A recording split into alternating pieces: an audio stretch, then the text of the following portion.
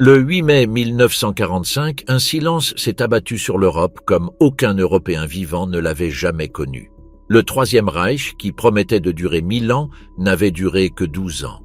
Mais voici la question que personne n'osait poser à voix haute à l'époque. Que faire d'un pays de 80 millions d'habitants quand on découvre qu'au moins la moitié de ses adultes ont participé d'une manière ou d'une autre au régime nazi? La réponse officielle s'appelait Entnazifizierung, la dénazification, et son histoire est celle de l'une des entreprises les plus ambitieuses, les plus complexes et, en fin de compte, les plus délicates que les puissances victorieuses de la Seconde Guerre mondiale aient jamais tentées. Cologne, Dresde, Hambourg, Berlin. Prononcer ces noms est ce qui apparaît aux yeux du monde au printemps 1945. Ce ne sont pas les villes qui existaient avant la guerre, mais des photographies aériennes qui semblent représenter une autre planète. Des hectares de décombres calcinés, des squelettes de façades qui se tiennent debout toutes seules, comme si les briques avaient honte de s'effondrer complètement. À Hambourg, les bombardements de juillet et août 1943 avaient provoqué une tempête de feu, une Feuersturm, qui atteignit des températures de 800 degrés Celsius, fit fondre l'asphalte des rues et tua plus de 37 000 personnes en 4 nuits. Les familles qui survécurent découvrirent, en sortant de leur cave, que leur quartier avait cessé d'exister. En 1945, entre un quart et la moitié des bâtiments urbains en Allemagne étaient gravement endommagés ou complètement détruits, selon les estimations du gouvernement militaire allié. Les réseaux ferroviaires fonctionnaient à une fraction de leur capacité d'avant-guerre. Les communications étaient fragmentaires. L'approvisionnement en eau dans de nombreuses villes était irrégulier, voire inexistant. À Berlin, la capitale conquise pied à pied par l'armée rouge entre le 16 avril et le 2 mai 1945, on estimait qu'il restait moins de 70 000 tonnes de nourriture pour une population qui, avant la guerre, dépassait les 4 millions d'habitants. Sur ce paysage de cendres et de poussière de plâtre, les 4 puissances victorieuses, les États-Unis, l'Union soviétique, le Royaume-Uni et la France, se préparaient à accomplir une tâche sans précédent dans l'histoire moderne. Non seulement occuper un pays vaincu, mais le transformer. Ce qui les distinguait de toutes les occupations précédentes, c'est que cette fois-ci, l'objectif déclaré n'était pas seulement de sécuriser les frontières ou de percevoir des réparations. Il s'agissait d'éradiquer une vision du monde. Les ruines y contribuaient, d'une manière macabre. Quand tout ce que l'on connaissait a été réduit en décombres, quand le régime qui promettait la gloire n'a apporté que l'humiliation et la destruction, l'esprit est, d'une certaine manière, plus disposé à accueillir de nouvelles idées. L'historien Frederick Taylor l'a formulé avec précision. Après Stalingrad, en février 1943, de nombreux Allemands, peut-être la majorité, avaient commencé à se détacher émotionnellement d'Hitler. L'illusion d'une victoire invincible s'était brisée. Il ne restait plus qu'un mélange de peur, d'obéissance par inertie, et de ce genre d'épuisement qui vous empêche de vous poser des questions sur la direction que vous prenez. Telle était la matière première humaine avec laquelle les Alliés allaient travailler. Mais il y avait un problème fondamental qu'aucune conférence précédente n'avait complètement résolu. Que faire d'un État qui a cessé d'exister en tant qu'entité souveraine? Car la capitulation sans condition du 8 mai 1945 ne mettait pas seulement fin aux hostilités. Légalement, elle dissolvait le gouvernement allemand. Il n'y avait personne avec qui négocier, personne pour signer les lois, personne pour gérer les hôpitaux, les écoles, les trains ou les casernes de pompiers. Les Alliés n'avaient pas seulement gagné la guerre, sans le vouloir tout à fait. Ils étaient devenus le gouvernement d'un pays de 80 millions d'habitants, dont la plupart de leurs nouveaux administrateurs ne parlaient pas la langue. Il était difficile de surestimer l'ampleur de ce qui les attendait. Les discussions sur le sort de l'Allemagne après la guerre avaient commencé bien avant que celle-ci ne prenne fin. En février 1945, au palais de Livadia, aux abords de Yalta, une ville côtière de Crimée où la mer Noire semblait cette semaine-là particulièrement calme pour un hiver de guerre, Franklin Delano Roosevelt, Winston Churchill et Joseph Staline se réunirent pour discuter du monde à venir. Roosevelt arriva visiblement malade. Il mourrait à peine 2 mois plus tard, le 12 avril. Churchill était convaincu que l'Allemagne devait être neutralisée mais pas détruite. Staline est arrivé avec ses propres calculs, différents de ceux de tous les autres. Staline n'était pas présent à Casablanca en janvier 1943, lorsque Roosevelt et Churchill avaient exigé pour la première fois la capitulation sans condition de l'Axe, mais leur logique lui était familière. Il n'y aurait pas de négociation, pas d'armistice ambigu comme celui de 1918 que les nationalistes allemands pourraient ensuite présenter comme une trahison. Cette fois, l'Allemagne serait vaincue sans aucune ambiguïté. À Yalta, les bases de ce que serait l'occupation furent jetées, mais les détails spécifiques, les mécanismes exacts permettant de transformer un État totalitaire en une démocratie fonctionnelle, devaient être définis ailleurs et à un autre moment. Ce moment arriva en juillet 1945, lorsque les délégations des trois puissances victorieuses se réunirent au palais de Cäcilienhof, à Potsdam, une ville située aux portes de Berlin qui avait été la résidence des Hohenzollern et qui, en juillet 1945, se trouvait dans la zone d'occupation soviétique. C'était un détail géographique chargé d'ironie. Les dirigeants occidentaux entrant pour négocier l'avenir de l'Allemagne sur un territoire contrôlé par Staline. La conférence de Potsdam, qui s'est déroulée du 17 juillet au 2 août 1945, a également été le théâtre d'un changement significatif. Churchill, battu de manière inattendue aux élections générales britanniques du 26 juillet, alors que la conférence était en cours, a été remplacé à la table des négociations par Clement Attlee, le nouveau Premier ministre travailliste. Roosevelt n'était plus là. À sa place, Harry S. Truman, qui n'était à la présidence que depuis 3 mois à la suite du décès soudain de son prédécesseur. C'était un sommet de nouveaux visages, négociant l'ordre d'un monde ancien. Ce que Potsdam a produit n'était pas un traité de paix au sens strict. Celui-ci n'arrivera qu'avec la réunification allemande de 1990, mais une série de protocoles et d'accords que les historiens résumeraient sous le nom des 4D. Dénazification, démilitarisation, décentralisation et démocratisation. Certains historiens y ajoutent un 5e élément, la décartélisation, pour désigner le démantèlement des grands conglomérats industriels qui avaient financé et armé le régime. Ensemble, ces 4 ou 5 mots représentaient le programme d'ingénierie sociale le plus ambitieux qu'aucun groupe de puissance victorieuse n'ait jamais tenté d'appliquer à un État moderne. L'accord de Potsdam stipulait explicitement que tous les membres du parti nazi ayant été plus que de simples adhérents de nom devaient être écartés des fonctions publiques ou semi-publiques, ainsi que des postes à responsabilité dans les grandes entreprises privées.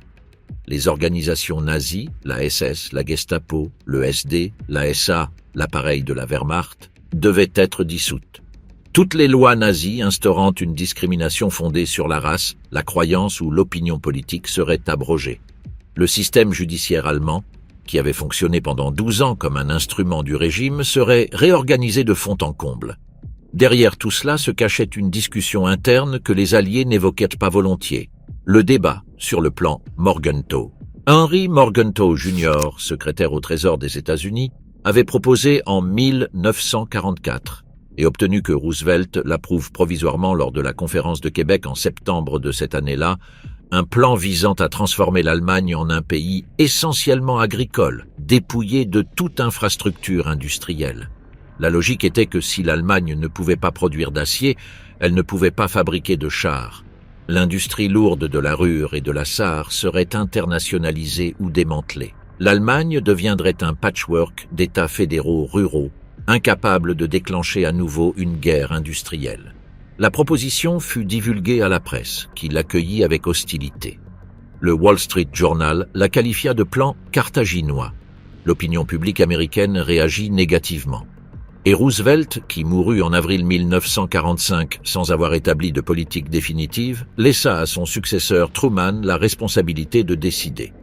Il en résulta la directive JCS 1067. L'instruction opérationnelle de l'état-major interarmées américain à l'intention du général Eisenhower en tant que commandant de l'occupation, qui reprenait des éléments de la pensée de Morgenthau, notamment l'idée que les Américains arrivaient en Allemagne en tant que conquérants et non comme des libérateurs et qu'ils ne devaient pas adopter d'attitude pouvant être interprétée comme une réhabilitation du régime. Derrière ce climat de dureté initiale se cachait une tension idéologique qui allait définir l'ensemble du processus, la lutte entre ceux qui voulaient punir l'Allemagne et ceux qui estimaient qu'il fallait la reconstruire. entre ceux qui voyaient la culpabilité collective comme un principe moral nécessaire et ceux qui mettaient en garde contre le fait que si l'on étouffait économiquement le pays, on courait le risque de reproduire exactement le scénario de Versailles qui avait engendré Hitler. La leçon que les Alliés auraient voulu tirer était celle du traité de Versailles. En 1919, après la Première Guerre mondiale, les puissances victorieuses avaient misé sur l'humiliation économique. Les puissances centrales, le bloc dirigé par l'Empire allemand, aux côtés de l'Autriche-Hongrie, de l'Empire ottoman et de la Bulgarie, ont été contraintes à payer 132 000 millions de marks or en réparation, un montant qui équivaudrait aujourd'hui à environ 600 milliards de dollars. L'article 231 du traité, connu sous le nom de clause de responsabilité de guerre, stipulait que l'Allemagne acceptait l'entière responsabilité de tous les dommages subis par les Alliés à la suite du conflit. L'Allemagne se retrouva appauvrie, humiliée et pleine de ressentiment.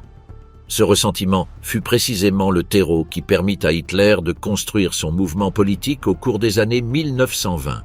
En faisant appel à la nostalgie d'une grandeur perdue, au nationalisme extrême, au sentiment d'injustice réelle d'une nation appauvrie et à la recherche d'un bouc émissaire. L'hyperinflation de 1923 avait anéanti les économies de la classe moyenne. La Grande Dépression de 1929 avait plongé des millions de personnes dans le chômage. C'est sur ces couches successives de traumatismes économiques que le nazisme a bâti son ascension. Cette fois-ci, les Alliés savaient qu'ils ne pouvaient se contenter de punir une armée. Ils devaient éradiquer une idéologie à la racine. Et pour cela, ils avaient besoin paradoxalement d'une Allemagne suffisamment fonctionnelle pour pouvoir se gouverner elle-même et empêcher le communisme de combler le vide. La première étape consistait à diviser l'Allemagne en 4 zones d'occupation. Le nord-ouest passa sous contrôle britannique, une bande de territoire comprenant le port de Hambourg, le bassin industriel de la Ruhr et des villes comme Hanovre, Düsseldorf et Cologne. Le sud-ouest, sous contrôle français, englobait le Bade, le Wurtemberg et la Rhénanie-Palatinat, avec la Sarre comme protectorat distinct. Le sud était sous contrôle américain, comprenant la Bavière, la Hesse et le Wurtemberg-Bade, avec Munich comme ville centrale. Le nord-est était sous contrôle soviétique, comprenant la Saxe, la Thuringe, le Brandebourg et le Mecklembourg-Poméranie, avec la grande majorité du territoire agricole traditionnel allemand. Berlin, la capitale, située profondément à l'intérieur de la zone soviétique, était administrée conjointement par les 4 puissances par l'intermédiaire de la Kommandatura alliée.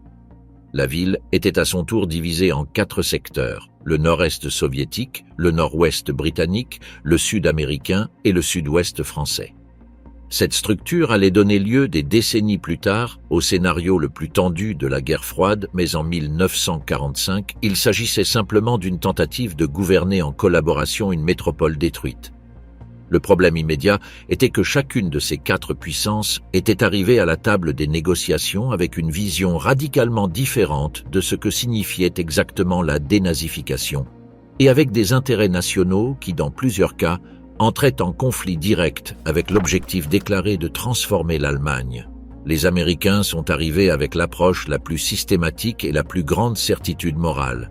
Poussés par la directive JCS 1067, ils ont chargé le général Lucius D. Clay, nommé en juin 1945 lieutenant-général et adjoint d'Eisenhower au quartier général des forces alliées, de mettre en œuvre la dénazification avec une rigueur bureaucratique. Clay, qui à 48 ans était le plus jeune général de l'armée américaine, avait la réputation d'être énergique et d'avoir le sens de l'organisation. Il avait gagné ses galons pendant la guerre en gérant le programme de production industrielle américain en temps de guerre, en imposant des couvre-feux, des restrictions énergétiques et des interdictions de courses hippiques. Personne ne s'attendait à ce qu'il se montre indulgent envers les Allemands. Cependant, la réalité sur le terrain allait progressivement corrompre la pureté de ses instructions. L'une des premières luttes internes de l'occupation américaine porta sur le sort à réserver aux nazis de second rang. Le fonctionnaire municipal qui avait traité les documents d'expropriation des biens juifs, l'enseignant qui avait enseigné la biologie raciale à l'école primaire, le médecin qui avait délivré des certificats de santé pour les sélections dans les camps. En mai et juin 1945, pendant les premières semaines de l'occupation, l'armée américaine arrêtait 700 personnes par jour dans sa zone. En août 1945, 18 000 personnes avaient été arrêtées.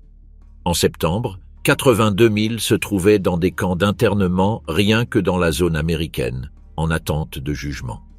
Comme 40 000 formulaires pouvaient arriver en une seule journée au bureau de tri, le système a commencé à s'effondrer sous son propre poids presque dès le début. La machine Hollerith d'IBM, installée à Paris pour croiser les données d'affiliation nazie, subissait des coupures de courant répétées en raison de l'incompatibilité des systèmes électriques européens. Les soviétiques fonctionnaient de manière radicalement différente. Leur zone fut la première à mener à bien l'expropriation formelle des biens des nazis certifiés. L'arrêté SMAD numéro 124 du 30 octobre 1945 autorisait la réquisition de tous les biens productifs des militants nazis, des fabricants d'armements, des criminels de guerre et des bailleurs de fonds du parti en Saxe. L'étendue de la définition était délibérée.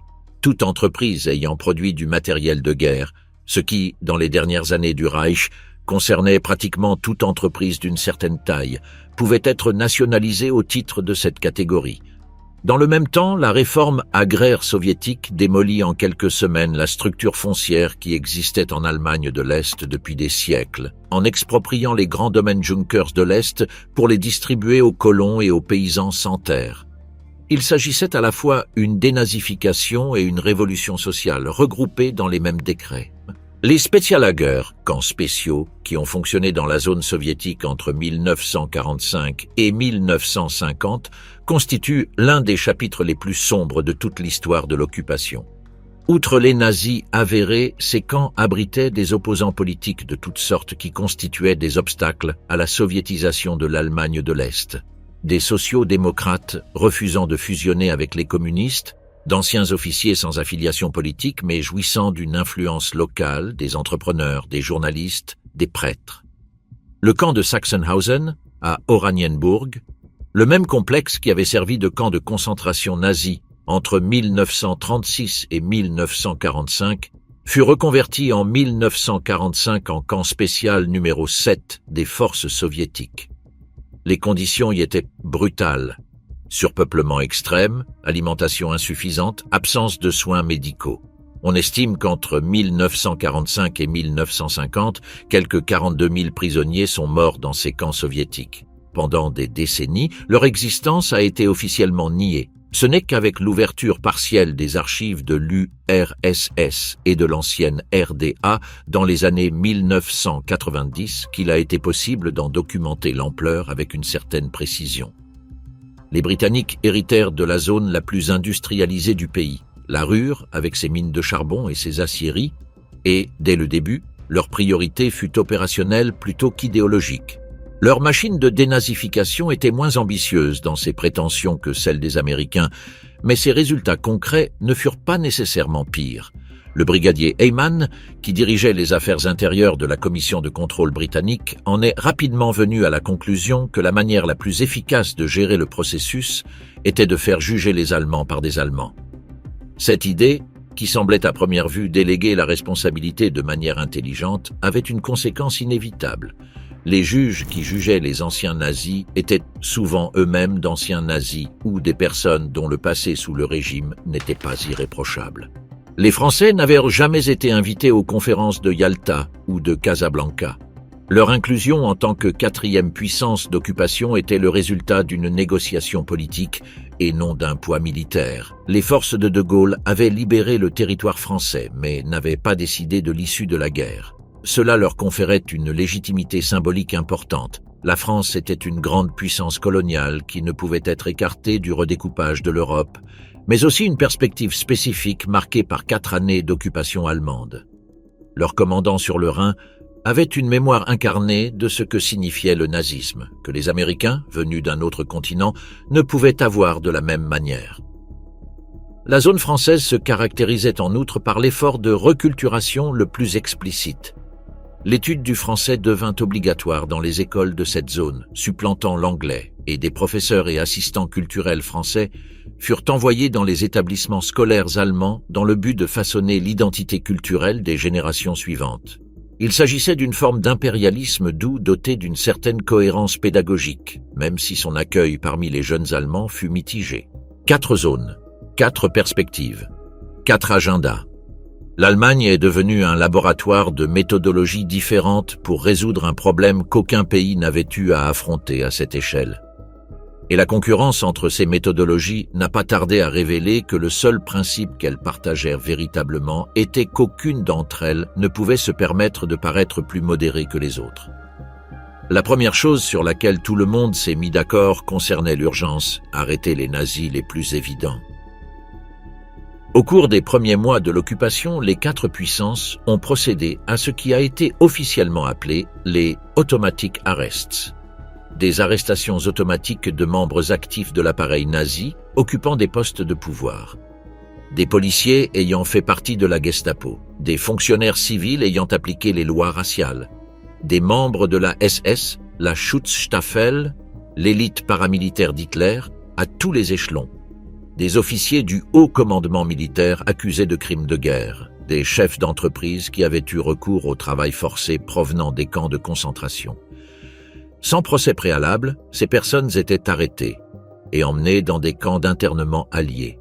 Entre 1945 et 1950, environ 400 000 personnes sont passées par ces camps.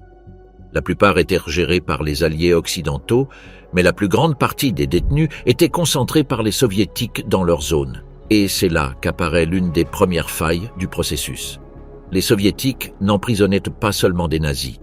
Leurs Speziallager, camps spéciaux, un euphémisme que le nom même trahit, abritait également des opposants politiques qui n'avaient rien à voir avec le nazisme mais qui représentaient un obstacle potentiel au plan soviétique dans la région.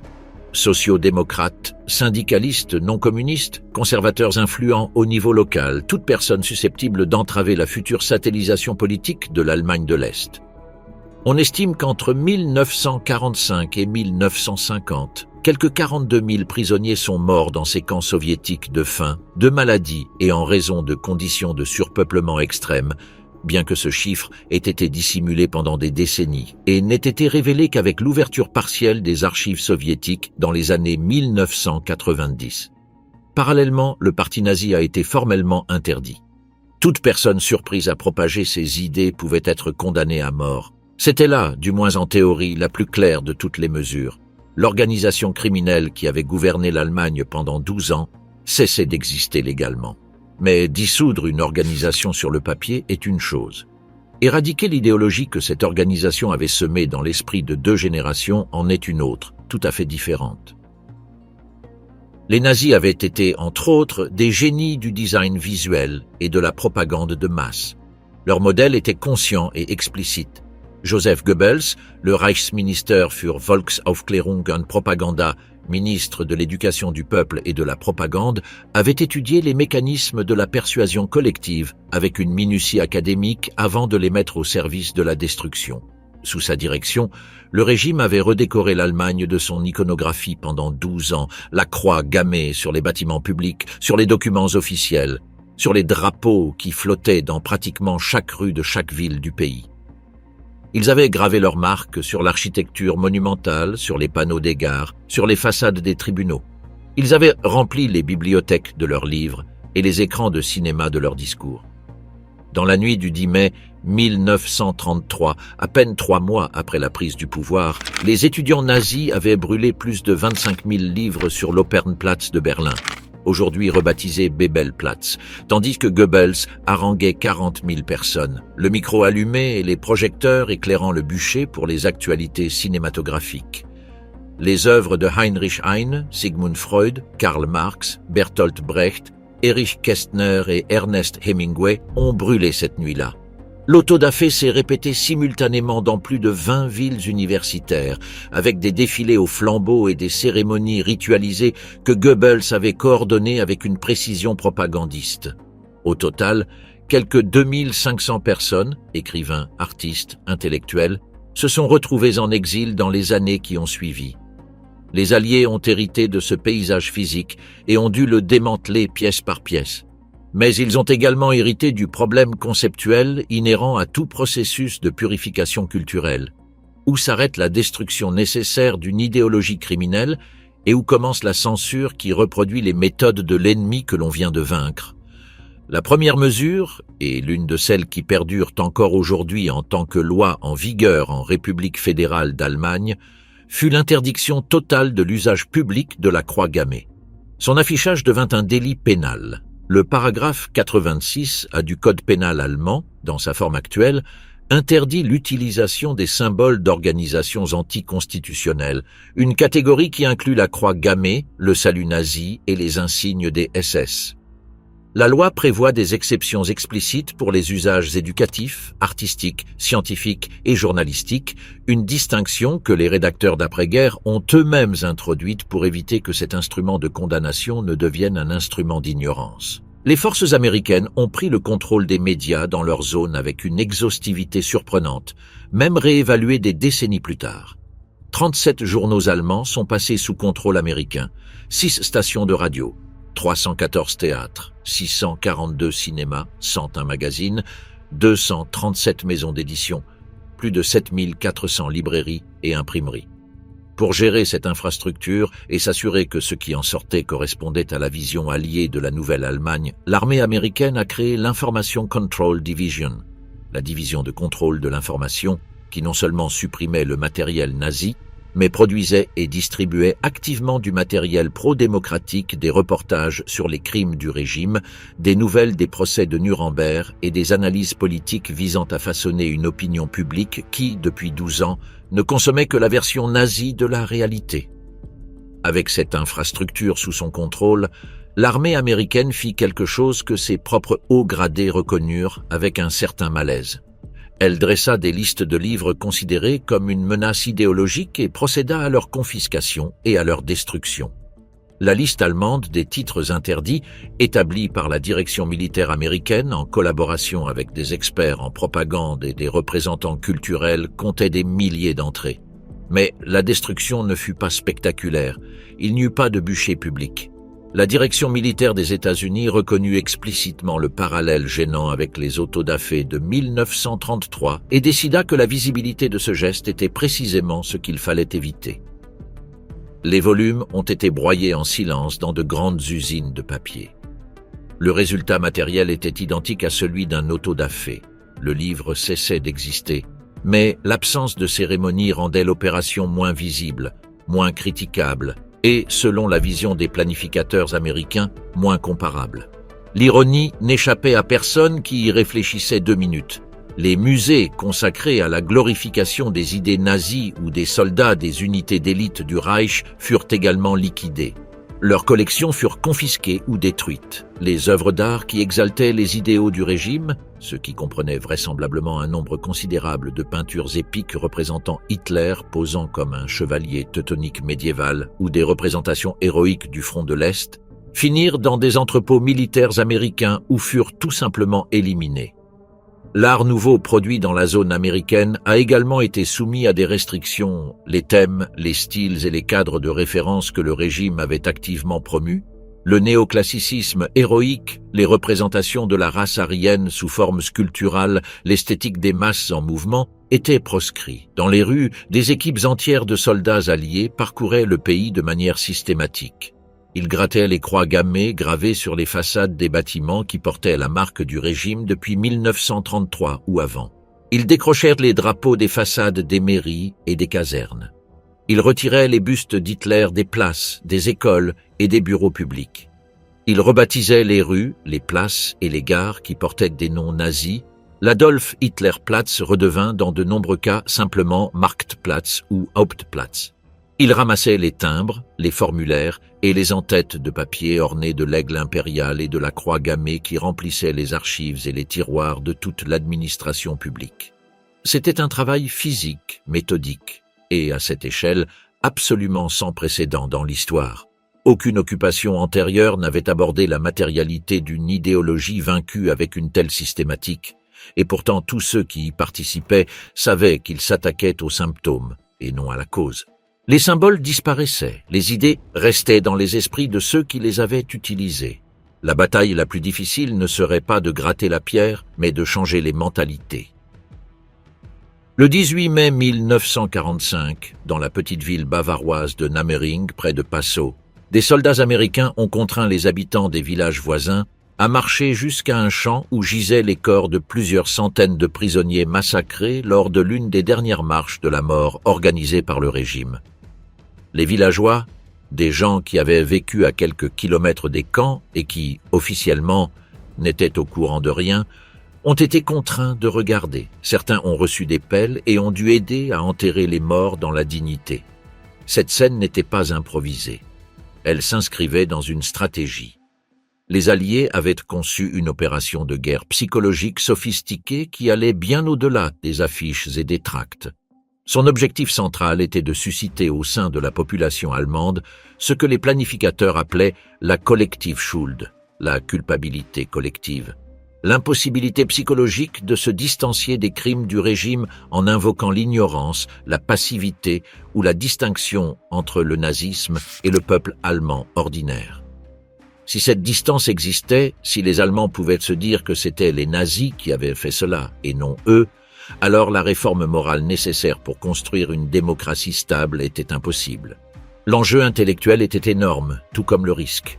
Le journaliste et écrivain Hans Haber, qui était revenu au pays en tant que soldat américain après des années d'exil et était devenu presque immédiatement rédacteur en chef du premier journal allemand autorisé par les Alliés à Munich, a clairement mis en évidence le dilemme. Si les Allemands étaient collectivement coupables, si tous sans exception portèrent la responsabilité des crimes du Reich, alors, en pratique, aucun individu n'avait de culpabilité spécifique, car la culpabilité partagée par tous n'est la culpabilité de personne en particulier. Eugen Kogon, écrivain politique et catholique fervent qui avait passé 6 ans au camp de concentration de Buchenwald pour son opposition active au régime, a exprimé la même préoccupation du point de vue de la victime.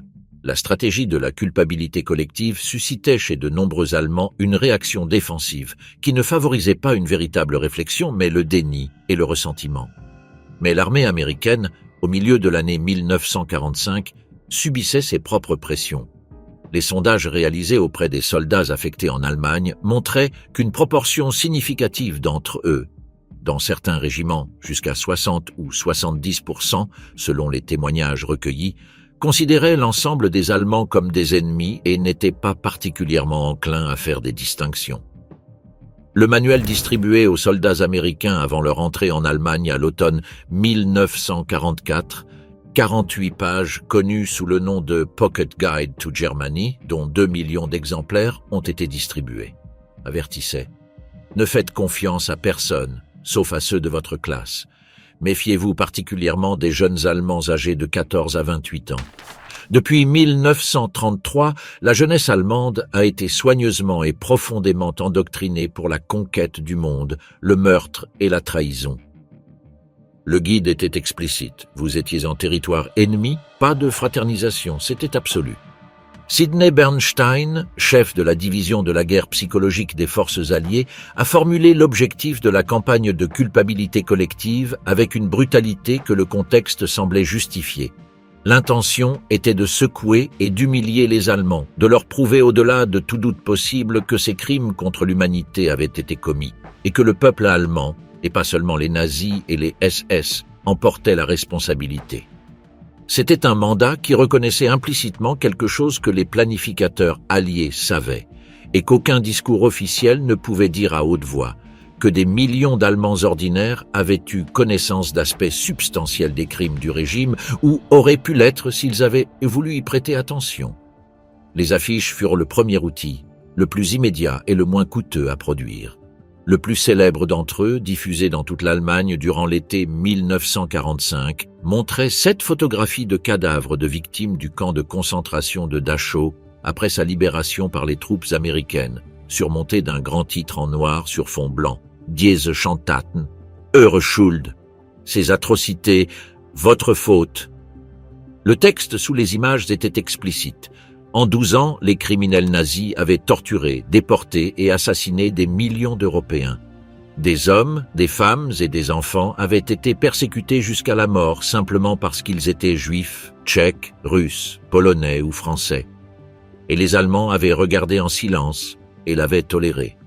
Il y avait d'autres affiches tout aussi directes, certaines avec des images de cadavres à Bergen-Belsen prises par les photographes de l'armée dans les jours qui ont suivi la libération du camp en avril 1945. Chacune portait la même accusation structurelle. Ce n'était pas seulement le régime qui était responsable, mais tout Allemand qui avait su et n'avait pas agi. L'écrivain britannique James Stern, qui accompagnait les troupes américaines durant ces mois-là et a laissé un témoignage détaillé de ce qu'il a observé, a décrit une scène dans une petite ville allemande dont il n'a pas précisé le nom dans son récit. Une foule rassemblée autour d'une série de photographies qui, à première vue, semblaient montrer des déchets entassés, des débris informes, empilés dans un champ, et qui, en y regardant de plus près, se révélaient être des corps humains. Chaque photographie portait le titre « Qui est coupable ?». Peu après, les affiches ont été remplacées par des versions plus grandes et plus explicites. « Cette ville est coupable. Vous êtes coupable ». La confrontation directe avec les cadavres constituait le niveau supérieur de la stratégie. Pour les communautés vivant à proximité des camps de concentration récemment libérés, l'expérience était immédiate. Ils étaient physiquement conduits sur les lieux, souvent en colonnes organisées par les soldats américains qui plaçaient en tête le maire du village et les membres du conseil municipal.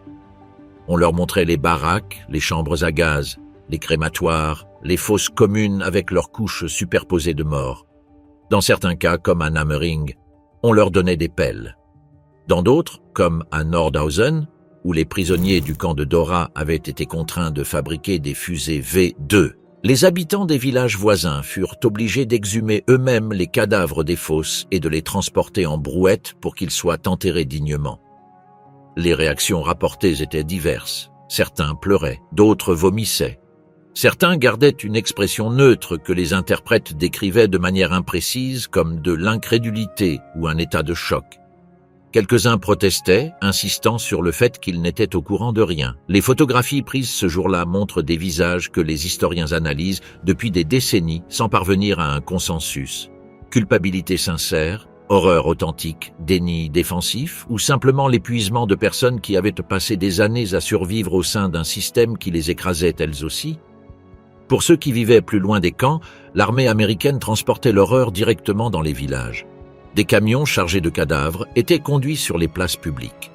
Les projections de films documentaires sur les crimes du régime, notamment le court-métrage dit Todesmühlen, les moulins de la mort, sorti dans la zone américaine en janvier 1946, et le Weltim-film numéro 5 qui suivit, devinrent obligatoires pour les soldats de la Wehrmacht en captivité et pour les civils de nombreuses villes.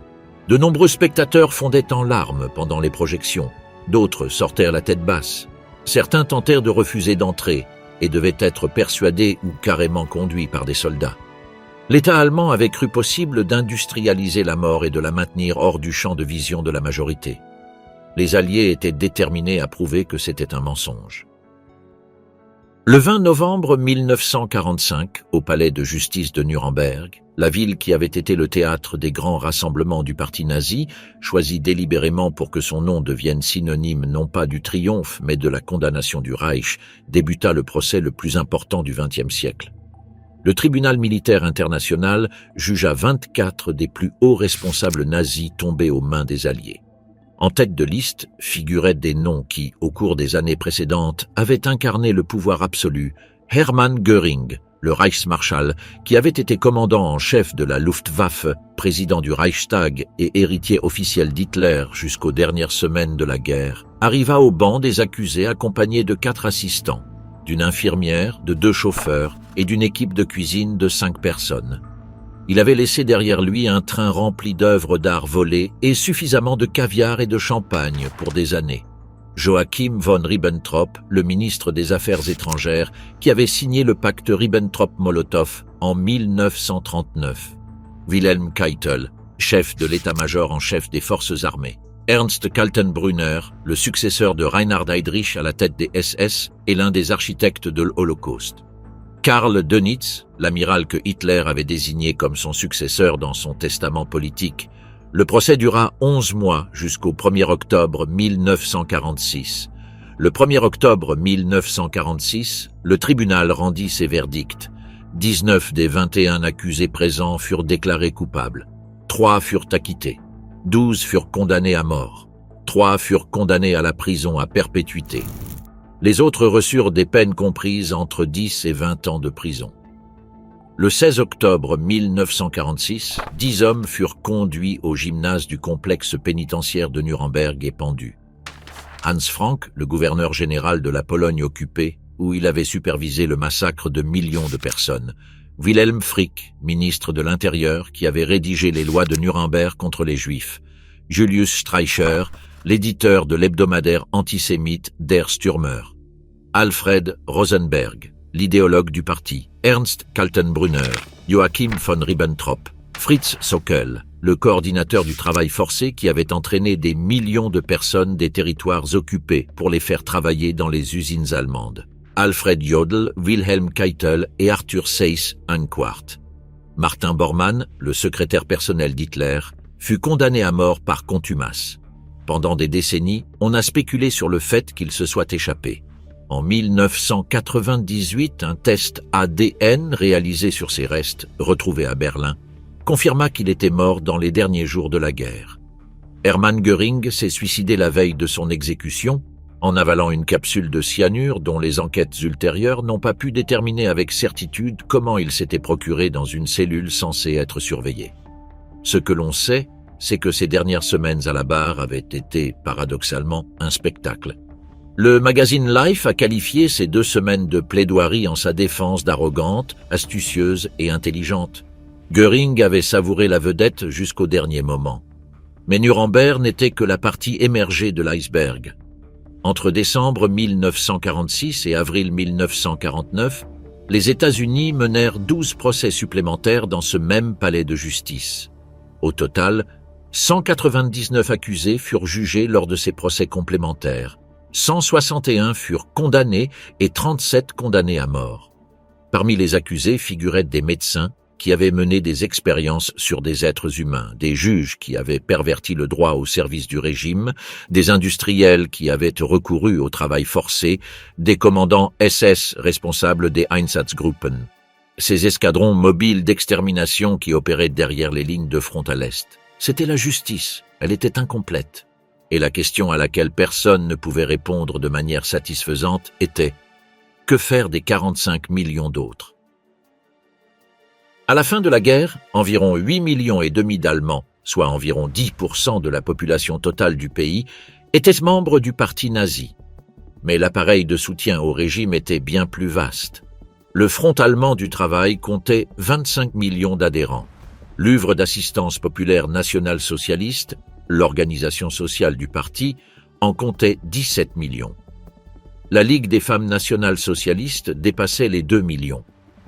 Au total, en additionnant le parti et toutes les organisations affiliées qui constituaient la structure de l'État nazi, on parle d'environ 45 millions de personnes. Juger 45 millions de personnes devant un tribunal officiel était mathématiquement impossible. Les Alliés avaient besoin d'un système. Le système qu'ils ont conçu s'appelait, dans sa version la plus aboutie, la loi pour la libération du national-socialisme et du militarisme promulguée dans la zone américaine le 5 mars 1946, et son instrument central était le Fragebogen, un questionnaire de 131 questions distribuées à tous les adultes allemands âgés de plus de 18 ans. Les questions couvraient tous les domaines, antécédents d'affiliation politique, fonctions occupées, organisations auxquelles on avait adhéré, biens acquis sous le régime, voyages effectués, publications écrites. Il s'agissait en théorie d'un outil de radiographie sociale sans précédent. Entre 1945 et 1948, 20 millions de ces formulaires furent distribués dans les 4 zones d'occupation. Dans la zone américaine, le processus a généré 13,5 millions de fiches d'enregistrement traitées, dont 10,5 millions ont été initialement classés comme cas non passibles de poursuite. Les cas jugés imputables furent transférés aux Spruchkammern, des tribunaux de dénazification gérés non pas par les Alliés mais par des Allemands, composés de personnel qui avaient été écartés par les forces d'occupation. Dans la zone américaine, 545 de ces tribunaux furent mis en place, organisés au niveau du Kreis, l'unité administrative équivalente à un comté, avec un effectif total d'environ 22 000 personnes. C'était un système gigantesque, et il souffrait d'un problème structurel qui le condamnait dès sa conception. Nous sommes à l'ère prénumérique. Les registres étaient physiques, incomplets, facilement destructibles.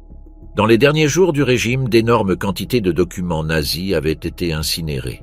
Les archives du parti, qui avaient été en partie sauvées grâce à l'intervention d'un fonctionnaire anti-nazi ayant soustrait des listes d'adhérents à la destruction ordonnée en avril 1945, alors que les troupes américaines avançaient vers Munich, offraient des données partielles mais non exhaustives. Le parjure était monnaie courante.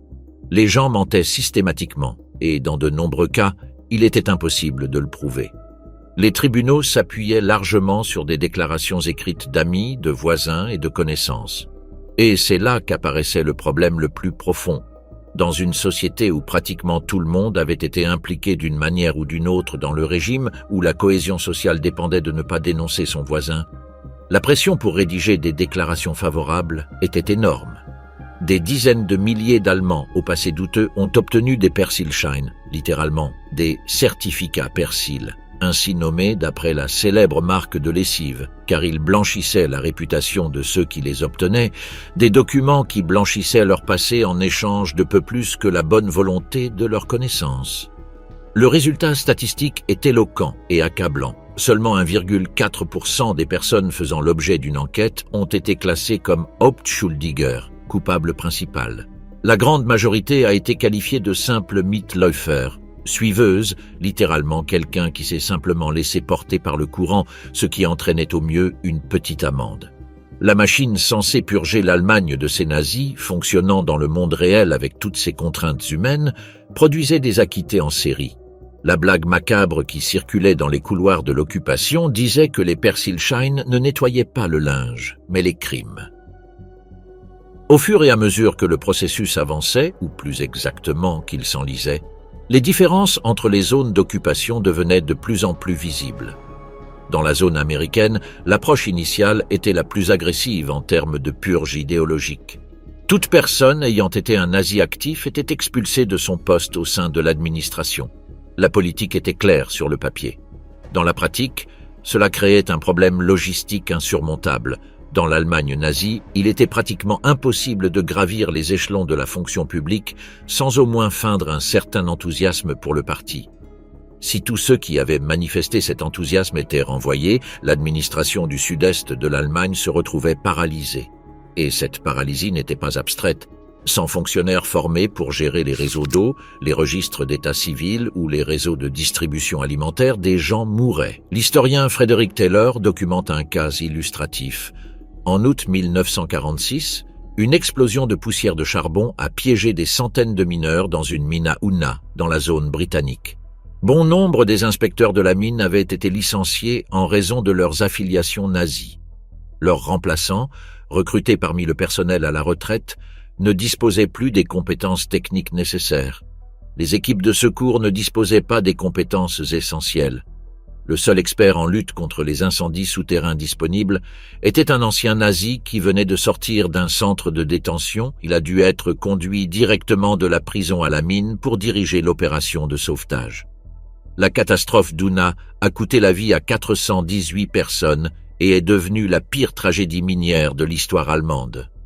On ne pouvait affirmer avec certitude que la dénazification avait causé l'accident dans son ensemble, mais on ne pouvait pas non plus nier que la purge massive du personnel technique qualifié avait contribué à l'ampleur de la catastrophe. Dans la zone britannique, les commandants militaires adoptèrent dès le début une approche plus pragmatique. La politique officielle consistait à purger tous les hauts fonctionnaires, mais à les réintégrer si des vérifications ultérieures démontraient qu'ils étaient acceptables. Un adjectif diplomatique que le Foreign Office utilisa délibérément dans toute son ambiguïté. En privé, le brigadier Douglas Heyman, chef adjoint de la division des affaires intérieures de la commission de contrôle, en était venu à la conclusion que la meilleure solution était que les Allemands jugent eux-mêmes les leurs. En pratique, c'était une manière de transférer la responsabilité de l'échec inévitable. Dans la zone française, l'accent était encore différent. La France, qui avait vécu 4 années d'occupation humiliante, voulait avant tout s'assurer que les nazis soient éliminés de la fonction publique et des industries clés, laissant aux Américains le soin de s'occuper des purges politiques. Mais sa priorité profonde était la désindustrialisation. Elle ne voulait pas que l'Allemagne puisse reconstruire la machine de guerre qui avait écrasé Paris en 6 semaines en 1940. Leur politique culturelle était également particulière. L'étude du français devint obligatoire dans les écoles de leur zone, supplantant l'anglais, et des professeurs français furent envoyés dans les salles de classe allemandes pour garantir que la génération suivante apprenne à considérer la France comme un modèle de civilisation. Helmut Schnatz, qui avait 12 ans en 1946 et fréquentait le gymnasium de Coblence, se souviendra des décennies plus tard des salles de classe glaciales de cet hiver rigoureux. Le bois et le charbon étaient réservés aux occupants. Les élèves entassés sur leurs pupitres, vêtus de pulls et de manteaux, tandis qu'une élégante assistante française, fraîchement arrivée à son premier poste, dispensait son cours, totalement indifférente au froid qui paralysait ses élèves. Et puis il y avait la zone soviétique. Les soviétiques ont mené le processus de dénazification le plus organisé et le plus unifié des quatre, mais aussi le plus instrumental. Dans les secteurs occidentaux, le gouvernement post-nazi a été constitué de personnes issues de tout le spectre politique. Dans la zone soviétique, la préférence a été systématiquement accordée aux membres du KPD, le Parti communiste allemand, qui allait par la suite fusionner avec le Parti social-démocrate sous la pression soviétique pour créer le Parti socialiste unifié d'Allemagne, le SED. L'objectif de Moscou était clair, faire de la zone orientale de l'Allemagne un corridor communiste qui étendrait l'influence soviétique vers l'Europe occidentale.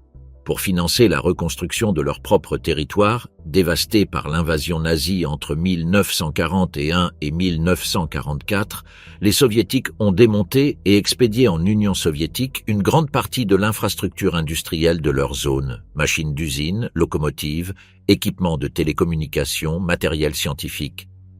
C'était une forme de réparation en nature qui a appauvri l'Allemagne de l'Est pendant des décennies. À Berlin, la capitale divisée, chaque candidat politique devait passer le crible de la commandature alliée.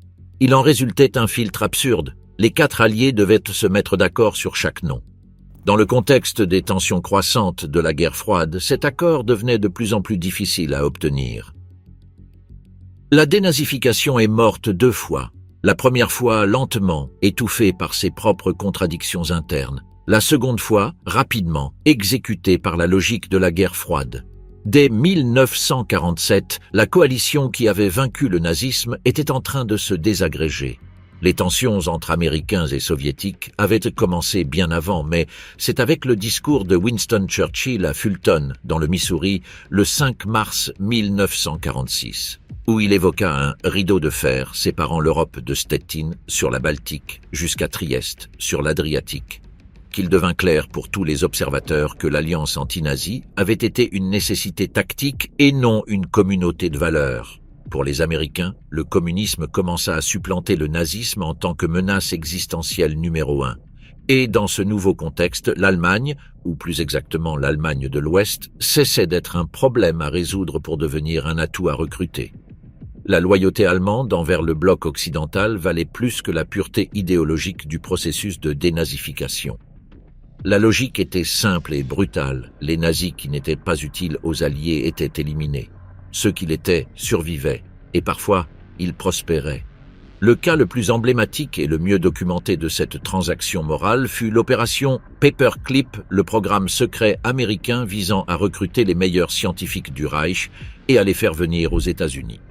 L'opération, qui a permis de reloger plus de 1500 experts allemands et autrichiens sur le sol américain, a été estimée par la suite à 10 milliards de dollars en brevets et procédés industriels. Sa figure la plus connue est Werner von Braun, le scientifique qui avait mis au point la fusée V2 pour l'armée nazie, la première arme balistique à longue portée de l'histoire, qui s'abattit sur Londres et Anvers, tuant des milliers de civils, et qui, grâce à Paperclip, devint l'architecte central du programme spatial américain. C'est son équipe qui a mis au point les fusées Saturn V qui ont emmené Neil Armstrong sur la Lune en juillet 1969. L'existence de preuves substantielles indiquant que von Braun avait eu recours à la main-d'œuvre esclave provenant des camps de concentration dans le cadre de ses recherches à Peenemünde a été soigneusement étouffée par les autorités militaires américaines. La politique officielle de Paperclip stipulait que nul ne pouvait être recruté s'il avait été plus qu'un simple membre nominal du parti nazi. Dans la pratique, comme l'a documenté l'historienne Annie Jacobsen dans ses recherches, le personnel militaire américain falsifiait systématiquement ou supprimait les informations compromettantes sur les antécédents des scientifiques qu'ils souhaitaient recruter. Les Soviétiques faisaient exactement la même chose avec leurs propres recrues.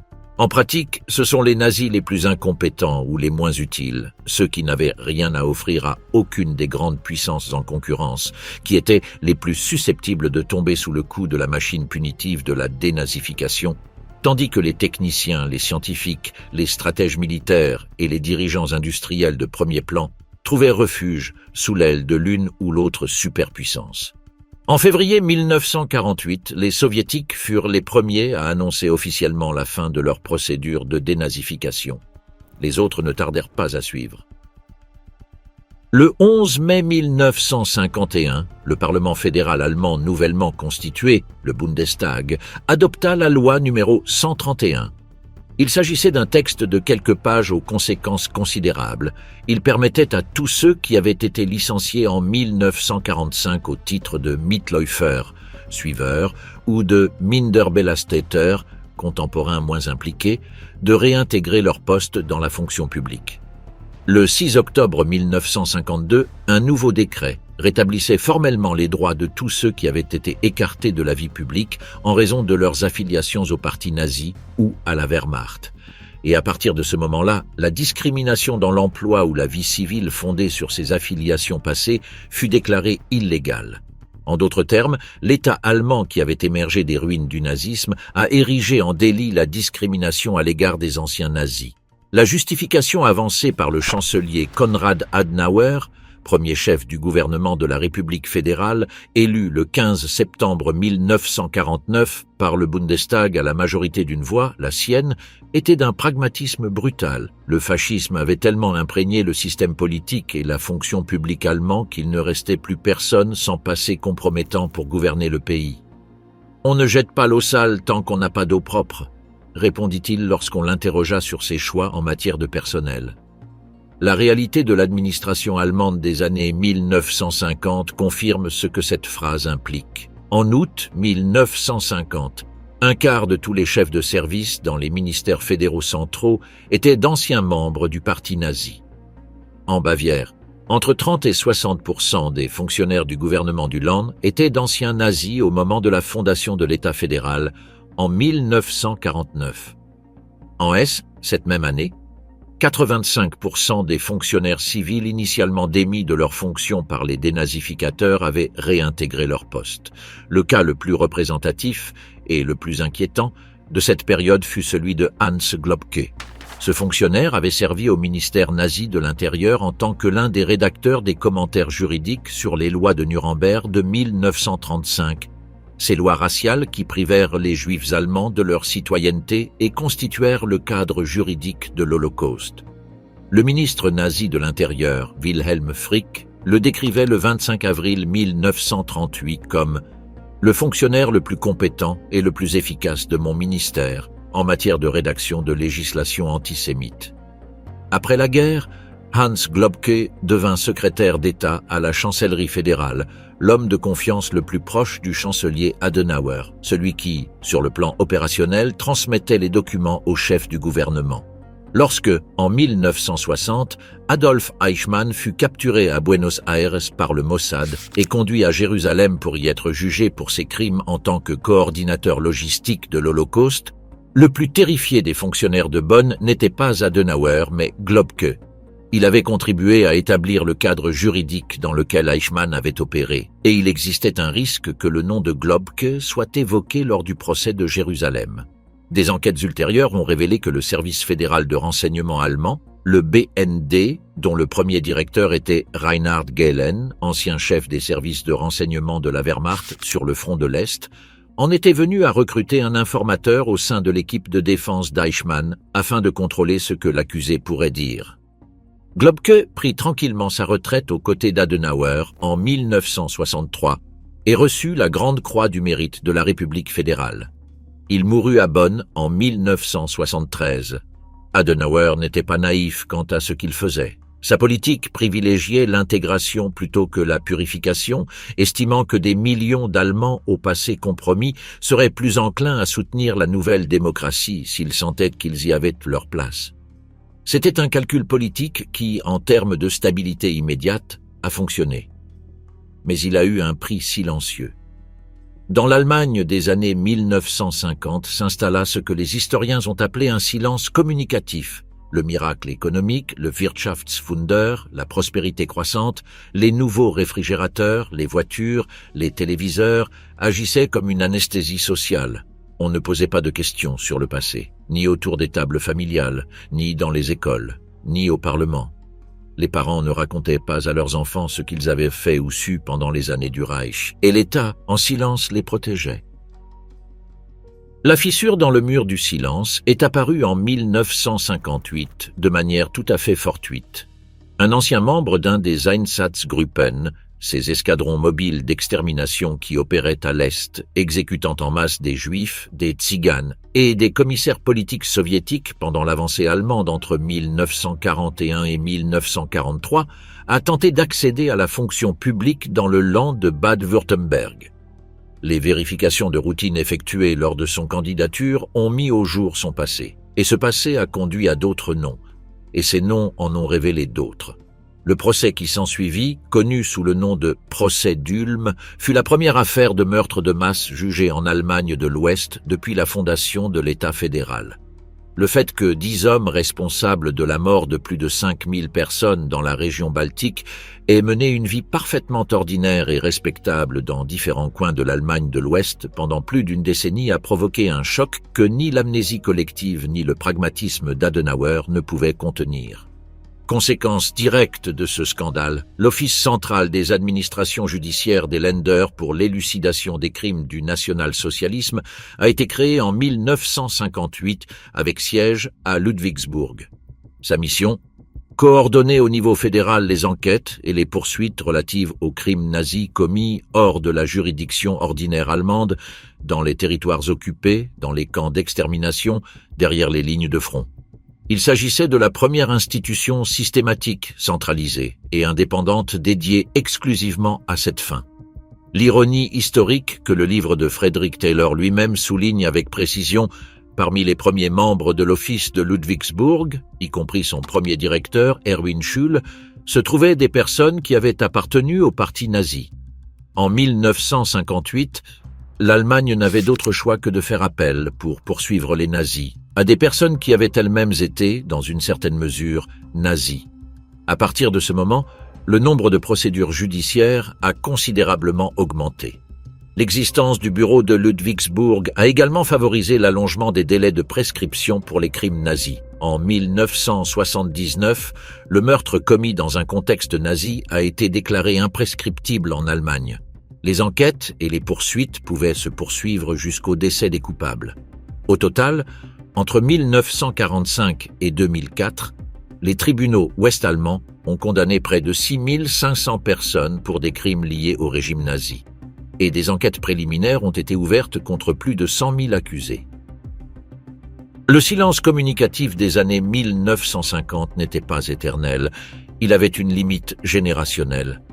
Les enfants de ceux qui avaient vécu sous le régime, nés à la fin des années 1930 et pendant la guerre, élevés dans la prospérité de l'après-guerre, formés dans des universités qui s'ouvraient progressivement aux influences extérieures, ont commencé à poser, dans la seconde moitié des années 1960, les questions que leurs parents avaient systématiquement éludées. Qu'avez-vous fait ? Que saviez-vous ? Pourquoi personne ne l'a empêché ? Pourquoi Hans Globke est-il toujours à la chancellerie ? Pourquoi le ministre de l'Éducation était-il membre du parti nazi ? Pourquoi le président du pays, Heinrich Lübke, a-t-il supervisé la construction d'installations à Peenemünde où travaillaient des prisonniers des camps de concentration ? Le mouvement étudiant allemand de 1968 n'était pas, comme dans d'autres pays, principalement une rébellion contre la guerre du Vietnam ou contre les structures du pouvoir capitaliste, même si tout cela était également présent. Il s'agissait, au plus profond de lui-même, d'une confrontation générationnelle avec le passé spécifique de l'Allemagne. Les jeunes reprochaient à leurs parents d'avoir passé l'Holocauste sous silence, de l'avoir enterré sous le béton du miracle économique, d'avoir permis aux coupables de se réintégrer tranquillement dans la société. Le choc fut à la fois brutal et productif. Brutal car il a ouvert des fractures familiales et sociales qui mettraient des décennies à se refermer. Productif car il a donné naissance à la culture de la mémoire que nous connaissons aujourd'hui en Allemagne, les Stolpersteine, ces pavés de bronze qui, aujourd'hui, commémorent les victimes du nazisme sur les trottoirs de leurs dernières adresses connues dans des villes de toute l'Europe, les mémoriaux aux dimensions monumentales comme le mémorial aux Juifs assassinés d'Europe au cœur de Berlin. Inauguré en 2005 à quelques mètres de l'ancien bunker d'Hitler, l'enseignement obligatoire de l'Holocauste dans les écoles allemandes, l'enquête systématique menée par les ministères et les institutions de l'État sur leur propre complicité passée. Un sondage réalisé en 1995, 50 ans après la fin de la guerre, a révélé qu'un peu plus de la moitié de la population allemande considérait le 8 mai 1945 comme un jour de libération, tandis que 28% supplémentaires le voyaient comme un jour de libération mais aussi de défaite. Seuls 13% le considéraient encore comme une simple défaite. Il s'agissait d'une transformation morale collective d'une ampleur historique, bien que tardive et incomplète. Alors comment l'Allemagne a-t-elle réussi à se débarrasser des nazis aussi rapidement? La réponse honnête est qu'elle n'y est pas parvenue. Ce qu'elle a fait était plus compliqué, moins héroïque et plus humain. Elle a exécuté les nazis les plus notoires et les moins utiles.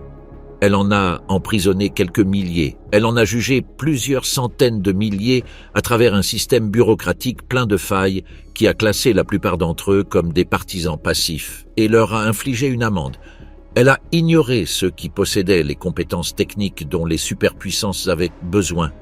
Elle a laissé la logique de la guerre froide enterrer le processus avant qu'il ne puisse être mené à son terme. Adriano Sofri, l'homme politique italien qui, des années plus tard, réfléchira au processus de mémoire collective en Europe, a décrit avec précision le problème central. Lorsqu'une société entière a participé à un crime, certains en tant qu'auteurs directs, beaucoup plus en tant que complices passifs, des millions en tant que spectateurs indifférents, le processus de responsabilisation doit être à la fois universel et impossible. Universel, car la responsabilité ne se limite pas à ceux qui ont pris les armes. Impossible, car on ne peut pas emprisonner 70 millions de personnes. Les Alliés n'ont pas réussi à résoudre cette contradiction. Personne n'aurait pu y parvenir pleinement. Ce qu'ils ont fait, en revanche, c'est créer les conditions minimales, la destruction de l'appareil institutionnel du nazisme, la tenue des procès de Nuremberg en tant que précédent juridique et moral, l'éradication des symboles les plus visibles du régime, la diffusion massive de documents sur les crimes, pour que la transformation puisse commencer. Que cette transformation ait pris des décennies, qu'elle ait traversé des phases d'amnésie délibérée et des confrontations générationnelles douloureuses, qu'elle se poursuive encore aujourd'hui sous la forme d'enquêtes institutionnelles et d'initiatives éducatives, tout cela fait partie de ce que cette histoire révèle. La dénazification formelle a duré environ 7 ans, de 1945 à 1952. La dénazification culturelle, si tant est qu'on puisse parler d'un processus qui, par définition, ne s'achève jamais tout à fait, dure depuis plus de 8 décennies et se poursuit encore aujourd'hui. En 1945, 42% des jeunes Allemands estimaient que le pays avait besoin d'un nouveau leader fort. En 1952, 14% des Allemands déclaraient qu'ils voteraient pour quelqu'un comme Hitler. En 2024, le parti d'extrême droite AfD a obtenu 24% des voix aux élections du Bundestag de septembre, devenant ainsi la deuxième force politique du pays. Les chiffres ne sont pas comparables, les contextes sont complètement différents. Mais le fait que la question des limites de la démocratie et de la pérennité des transformations morales collectives n'ait rien perdu de son actualité est peut-être la leçon la plus troublante que l'histoire de la dénazification ait à offrir. Les nazis qui se sont enfuis en Argentine ne constituent que la partie la plus cinématographique de cette histoire. La partie qui devrait le plus nous préoccuper est celle qui est restée, celle qui a été réintégrée, celle qui a travaillé dans les ministères, signé des lois et élevé ses enfants dans le silence, celle qui a patiemment attendu que personne ne lui pose trop de questions. Cette partie n'est jamais partie.